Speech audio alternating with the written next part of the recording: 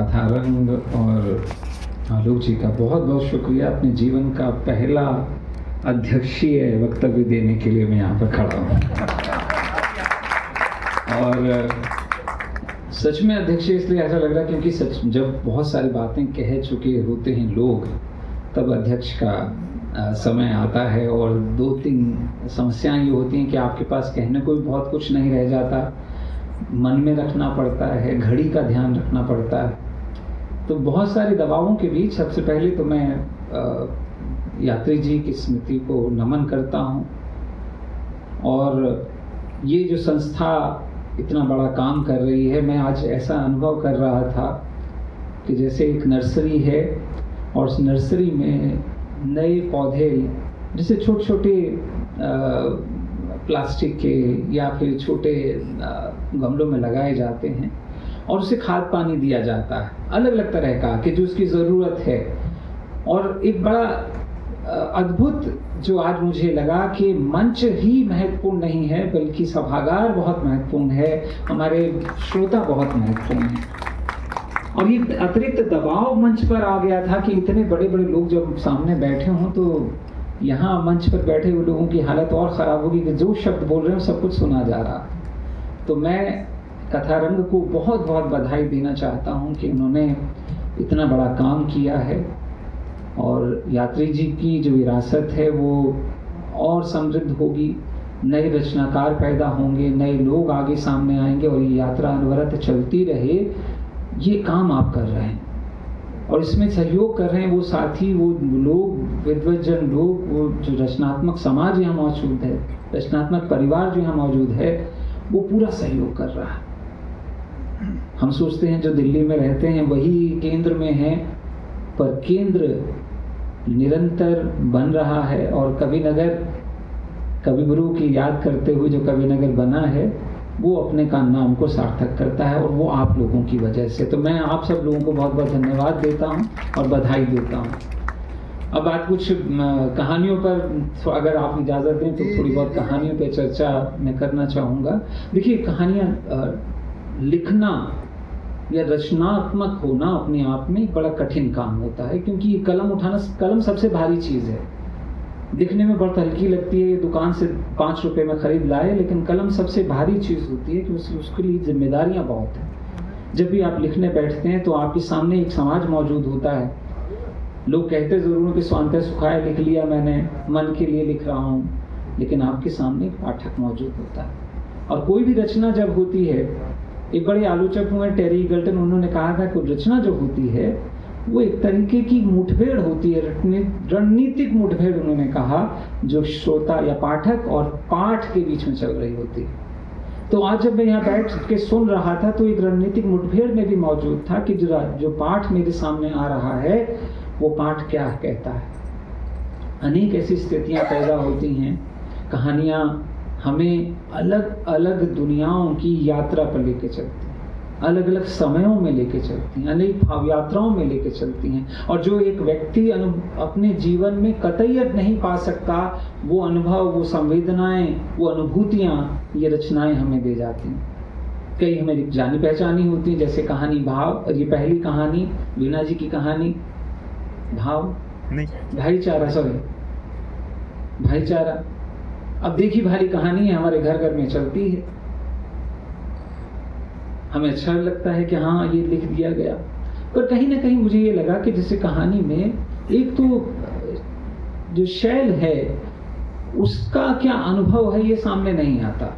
कहानी ये तो बताती है कि वो तल्ख है, उसके ताऊजी या बड़े भाई के प्रति मन में अच्छा भाव नहीं है, पर वो क्यों ऐसा पैदा हुआ? क्योंकि स्त्री के प्रति ये स्टीरियोटाइप भाव बहुत आसानी से बन जाता है कि भाई वो ऐसा ही व्यवहार करेगी। स्त्रियां तो होती ही ऐसी हैं, परिवार में ऐसी स्त्रियां अनेक जगह मिल जाती हैं, लेकिन उसके बनने की प्रक्रिया होती है, कोई ना कोई वजहें होती हैं। तो ये वो कहीं वो जगह मिसिंग थी कि वो ये कहीं एक बैक स्टोरी जरूर थी इसके पीछे। वो बैक स्टोरी नहीं है इस कहानी के अंदर कि शैल ऐसी क्यों बन रही है, शैल का अनुभव क्या कहता है। तो कहीं अगर 1-2 वाक्य में भी कहीं आता तो वो उसको और मजबूत करता है। दूसरा, जब कहानी का अंत होता है तो कहानी का अंत जो है अब गांव से भाईचारा लेकर आने वाली बात भी मुझे लगता है थोड़ी भावुक है। गांव भाईचारे के केंद्र हैं, ये भी पुराना आहा ग्राम में जीवन वाला वही पुराना वाक्य कि गांव कितने अब गांव रह गए हैं, कितना भाईचारा रह गया है। लेकिन कहानी की सबलता उस संदेश में है कि इस भाईचारे को बचाना चाहिए। जो नहीं है उसको बचाने की जरूरत की ओर ध्यान देती है। तो मुझे कहानी अच्छी लगी, पर एक थोड़ी सी एकांगी लगी। शैल गुस्सैल है, जिद्दी है, ईर्ष्यालु है, पर वो क्यों बन रही है? अक्सर स्त्रियों का चित्रण करते समय हम ये बात ध्यान नहीं रखते हैं कि स्त्रियों का चरित्र ऐसा कैसे बन रहा है।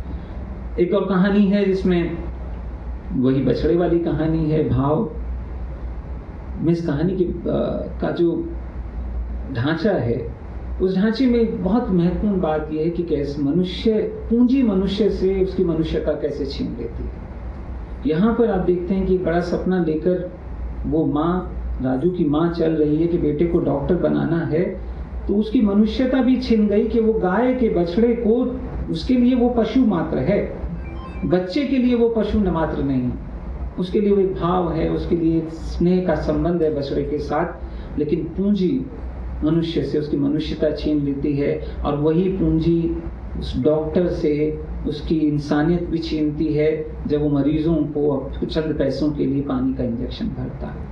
तो डॉक्टर भी बस आया है, तो डॉक्टर भी पैसा कमाता है, डॉक्टर में और उसमें कोई अंतर नहीं है ना। उस बछड़े को जब वो दान में देते हैं, बड़ी अच्छी इसमें शिवराज जी बड़ी अच्छी चीज हो सकती थी कि जो जटिलता थोड़ी और पैदा करने की जरूरत थी, थोड़ी जटिलता और पैदा करें इस कहानी के अंदर। विशेषता है वो प्रसंग जहाँ पर वो मंदिर वाला जो प्रसंग आता है, उस प्रसंग को थोड़ा सा और एक्सप्लोर करें कि उसका ये पूरा व्यवसाय भी चलता है, पूरा एक धर्म सत्ता किस प्रकार से मजबूर करती है, वो एक दो वाक्यों में दिखता भी है, पर वो मजबूरी उसको थोड़ा और हाईलाइट होती तो कि भाई मैं मजबूर होकर ऐसा काम कर रहा हूँ। थोड़ा उस प्रसंग पे थोड़ा और काम करें। और ये बात तो तय है कि धर्म से कहाँ लेकर जाता है कि वो अंततः उसकी मुक्ति तो होती नहीं। तीसरी कहानी मेरा आसमान, थोड़ी जटिल, मुझे उलझी हुई कहानी लगी, और प्रज्ञा जी ने बहुत अच्छी तरीके से उसका विश्लेषण किया है, और मैं उसको बहुत ज़्यादा नहीं उसमें जाना चाहूँगा। और स्त्री की पराधीनता और उसकी दुविधा दोनों बहुत अच्छे तरीके से उभर कर आने चाहिए थे, थोड़ा और उस पर काम करने की ज़रूरत है। और शकील जी की कहानी बहुत मज़ेदार कहानी है, सबको बहुत पसंद आ रही है, और पर उसमें भी थोड़ी मैं समस्या यही दिखाऊंगा कि स्टीरियोटाइपिंग है। मतलब शहर की लड़की है तो क्या बना सकती है, मैगी पास्ता के अलावा क्या आता होगा। आज़ाद ख्याल है, पी लेती है, लेकिन उसको नाटक रचना पड़ेगा, पाखंड रचना पड़ेगा। अब ये क्या दिखाता है कि परंपरागत समाज है, उस परंपरागत समाज में जब भी कोई आज़ाद ख्याल कोई चीज़ पैदा होती तो खलबली मची जाती है। तो ये पूरा जो समाज है कोशिश क्या कर रहा है, दरअसल उस आज़ाद ख्याल जो रूह है उसको कैद करने की कोशिश कर रहा है। तो ये बड़ी मज़ेदार कहानी है, अच्छी कहानी है। प्रज्ञा जी ने सही इशारा किया, पूर्णतः नाटक है, इसमें बहुत ज़्यादा काम करने थोड़ी ज़रूरत नहीं पड़ेगी। पर मुझे लगता है कि उसको जो एक वहाँ पर भी एक हमारा स्टीरियोटाइपिंग मस्तिष्क दिखाई देता है कि आज़ाद ख्याल लड़की है तो मैगी पास्ता के अलावा कुछ नहीं बनाना आता होगा, पर ऐसी लड़कियां नहीं हैं। लड़कियां अपनी ज़रूरत का सब सामान बना लेती हैं, चिकन भी बना लेती हैं, राकेश की ज़रूरत से नहीं है।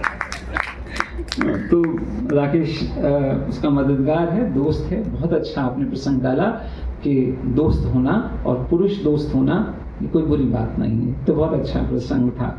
तो ये बहुत मुझे अच्छा लगा। और बस नाम का कंफ्यूजन जैसे अक्षय जी ने कह दिया, मेरे मन में भी चल रहा था कि भाई ये कौन सा राम प्रसाद है, राम भरोसे है ये क्या आ गया, और राधा कृष्ण। तो थोड़ा सा नामों को थोड़ा अलगा दीजिए और थोड़ा सा अच्छा थोड़ी समझ में आ जाएगा कहानी को। और कहानी का पाठ भी होता है और कहानी सुनते भी हैं, दोनों में अंतर होता है। पाठ करने की प्रक्रिया में अलग होता है और सुनने में अलग समझ आता है। आपका पाठ भी बहुत शानदार था, आपको बहुत बहुत बधाई।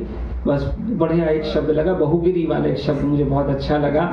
और ये जो आपने इजाद किया है संभवतः कि बहुगिरी नहीं दिखाई ना, तो बड़ी अच्छी कहानी है।